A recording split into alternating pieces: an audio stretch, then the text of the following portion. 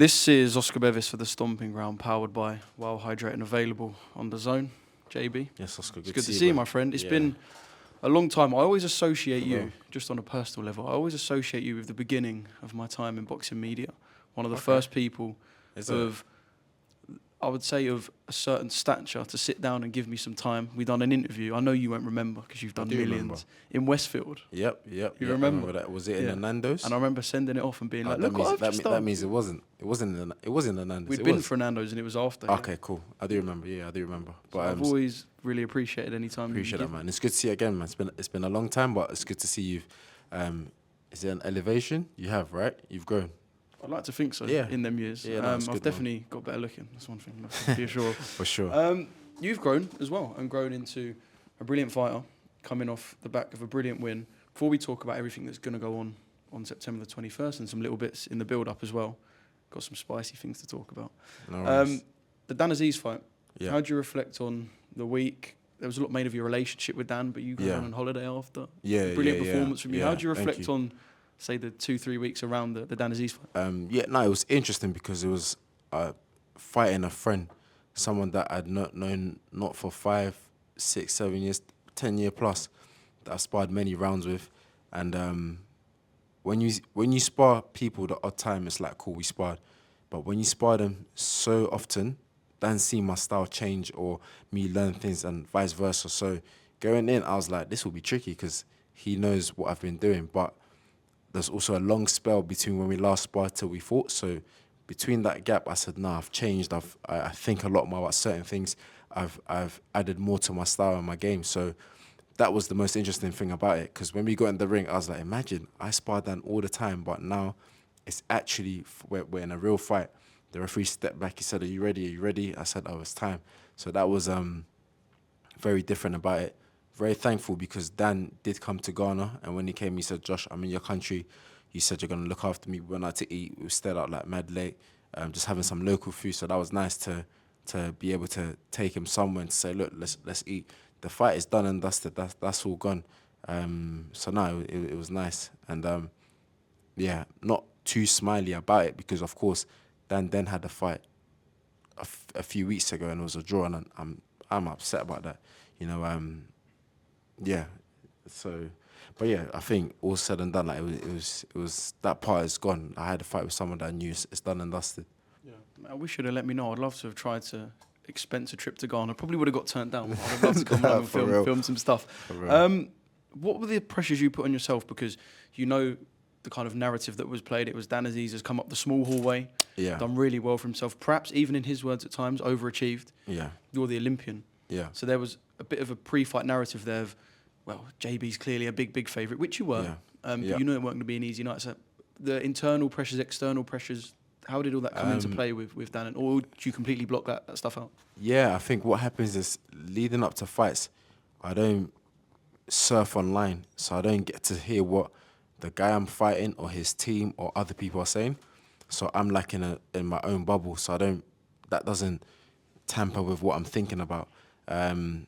With the pressures, there's a lot of pressure that I put on myself and that my coaches are putting on me. So I'm like, bro, that's what I got to deal with. That's for me. That's the pressure I'm dealing with. So we deal with that one, and then there's the pressure to achieve as well and to win. They gave the narrative that Dan had come up the harder way and the small hall shows, and Dan did go through all of that. But I also said that, look. You didn't just walk into being an Olympian. I didn't, man. I didn't. And we entered the same tournaments. We were all put in at national level. Whoever came out on top, got onto the national team. And on the national team, like, asked the staff and everything, like, I was not the most talented fighter, the most technical guy. I wasn't. I always said out of the crop of boxers that I was with, Cordina was the most talented, skill-wise, everything. It was never me. I was never the guy that they're like, oh, if you're looking at technique or this and that, look at Buatsi. No, I was never that guy.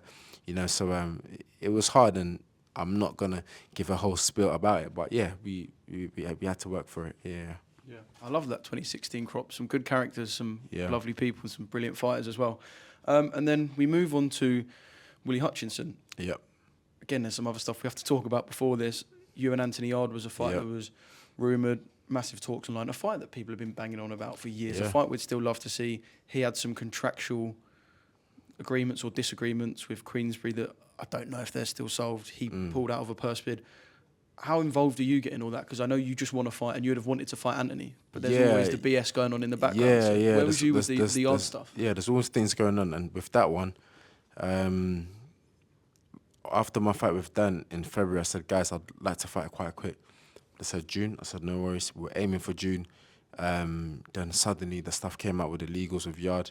And the thing is, I've been there before. So even in a phone call with him a few days ago, I said, listen, when it's all said and done, I understand what's happening with you or what you're going through. I've been there before, so I don't necessarily think it's your fault that it's not happening. But in the meantime, I'm still going to carry on with what I'm doing. And, you know, later on, we hope things will be smooth on both sides and we can make the fight happen. It's a fight that's long overdue, so I think... but that being said, bro, I think it's heading the right way. Of course, I've got business to handle September the 21st.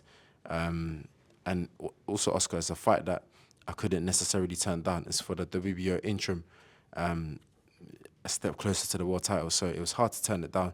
It's on Riyadh season. Again, I've said many times, no fighter is going to turn down that opportunity. So when it came, we sat down and we went with this one. Yeah. Mate, Riyadh season has got boxing or given boxing a new lease of life. Frank Warren said yesterday, it was like, if you're a boxing junkie, this is heaven right now. I mean, it's brilliant. The card's fantastic. And there's loads of different storylines. You got Josh Kelly, Liam Smith, kind of, not the old versus the new, but there's loads of different storylines. And your storyline has just got double spicy. Because I heard that you two were going at it, and now I've seen a bit of a video. So let me ask you, so what was that storyline before you saw what you saw? I think your one was probably the one without a storyline that you could just look at and say it's a good fight. Okay, yeah. I think now we've got the extra spice storyline. Maybe, would I be right to say, pushed by him originally?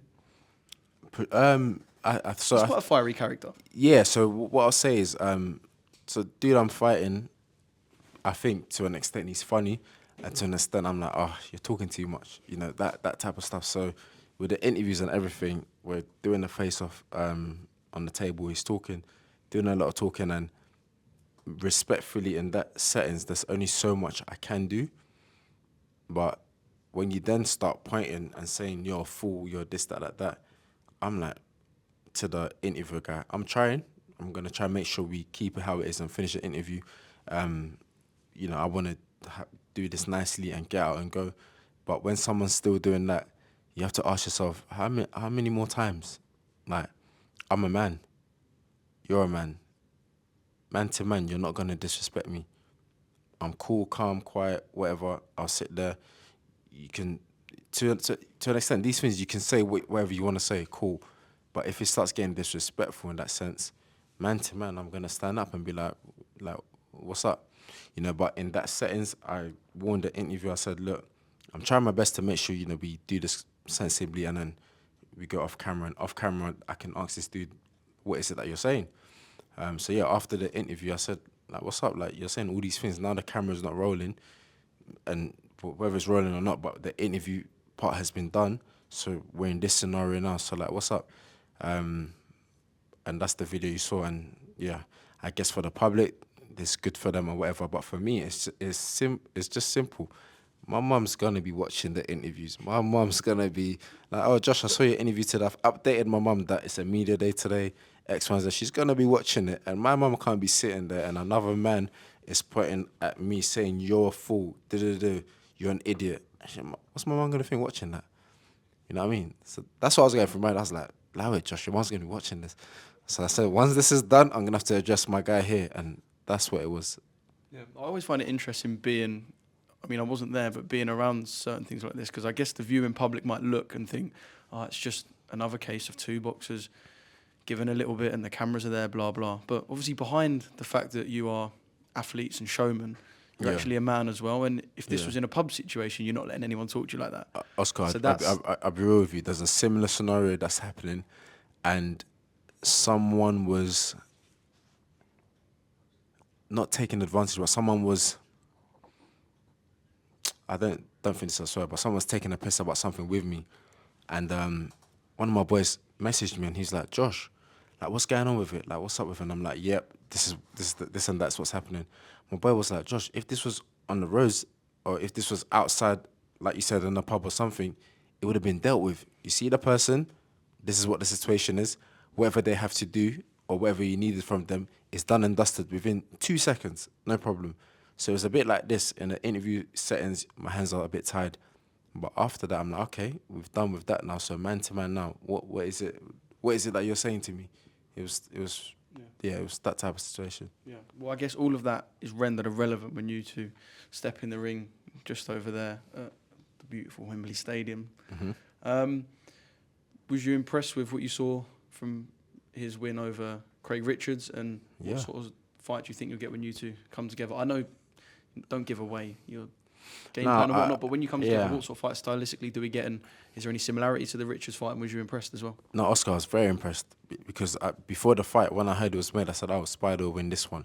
Just Spider's been with some good guys, do you know what I mean? He's got some good wins as well, more experience. So I said, Spider will win this one. So when I heard that he had won, I've seen bits of it, and I'm like, he did well. Like, he actually did well. And I've said he beat Spider better than I did, you know, so I give it to him, he did well. So, I give him credit for that. How I think the fight will go with him and I always talk about the result, which is to win. How it's done and all of that, that's one thing, but I always talk about the result. So it's for me to win, yeah. Yeah, I love it. I think it's such a good fight. Just in terms of Riyadh season and them bringing this conglomerate of promoters together now, it's brilliant, but it's also bizarre to see because we've spent years interviewing everyone when they've been slamming each other. You've worked under Eddie at Matchroom, under Ben at Boxer. Do you believe these guys are really friendly? Because we spoke to AJ yesterday and he went, man, this is all fake. Nah. Do I think, what, the promoters? Yeah. But can they be friends? Surely they can be friends as well. I know business has to be done, but are they friends, you think? For me, I've always heard the quote, you know, like money talks or money's important or money's powerful, and we've always heard it in our lives, but this is me seeing it first on the front row. Yeah, on the front row, seeing it, where some of these guys that are now best pals, it would never in a million years have happened.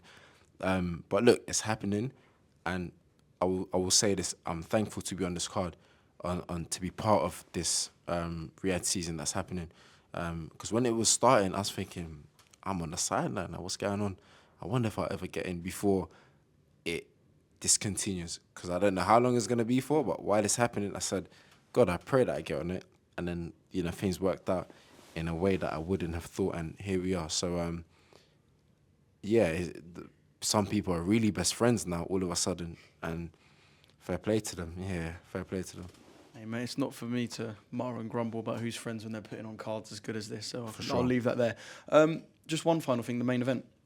Anthony Joshua versus Daniel Dubois, brilliant fight. You know Daniel at all? Well, I know Daniel, yeah. From knowing both guys, how do you think they'll feel around each other? Because they are two very different characters as such. I think they definitely would have sparred a lot of times. I think this is an assumption, but I'm sure in Sheffield I saw both of them together.